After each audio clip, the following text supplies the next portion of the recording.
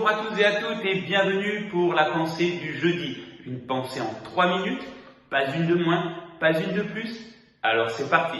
Pour commencer, je voudrais vous poser cette question. Est-ce que dans votre vie de tous les jours, vous avez plutôt tendance à manger équilibré ou à manger déséquilibré? Bizarre comme question. Et pourtant, nous allons voir que c'est pas autant étrange que nous le pensons. Nous savons que quelqu'un qui mange déséquilibré, à la longue, cela va produire des problèmes de santé. Cela va amener des manquements dans son organisme, des dysfonctionnements. Par contre, quelqu'un qui mange équilibré, oui, certes, il y a peut-être des aliments qu'il ne va pas trop raffoler, mais il va les manger parce qu'il prend les nutriments, il prend les vitamines dont il a besoin, dont son organisme a besoin, et au bout de quelques temps, il y a, on pourrait dire, une santé qui se fait dans sa vie, dans son corps. Et c'est pareil dans notre vie chrétienne, c'est pareil avec le Seigneur.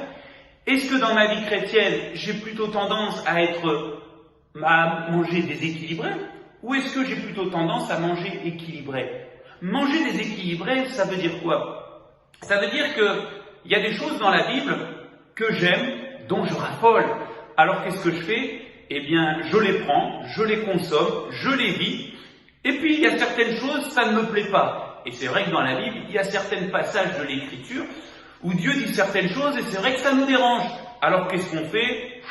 On y passe à côté et puis on se prive de ces choses et de la puissance que ces paroles renferment. Et au bout d'un certain temps, nous nous retrouvons en mauvaise santé, nous nous retrouvons avec des dysfonctionnements dans notre vie avec le Seigneur, dans notre relation avec le Seigneur. On va pas bien, on est épuisé, on est fatigué, on ne grandit pas et on se dit qu'est-ce qui se passe.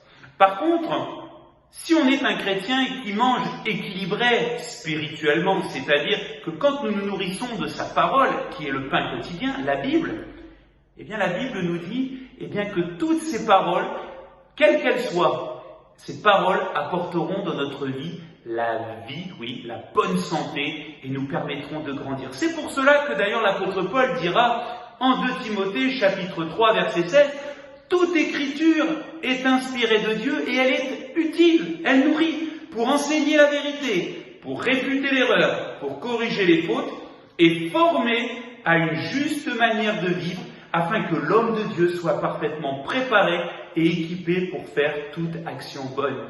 Alors, n'hésitons pas, lisons la parole, ne mettons rien de côté, mais prenons toute la parole et nous verrons que dans nos vies, nous aurons la bonne santé et que nous allons continuer à grandir sans difficulté, sans, on pourrait dire, manquement et sans dysfonctionnement parce que nous aurons des repas spirituels équilibrés. Soyez bénis et à très bientôt.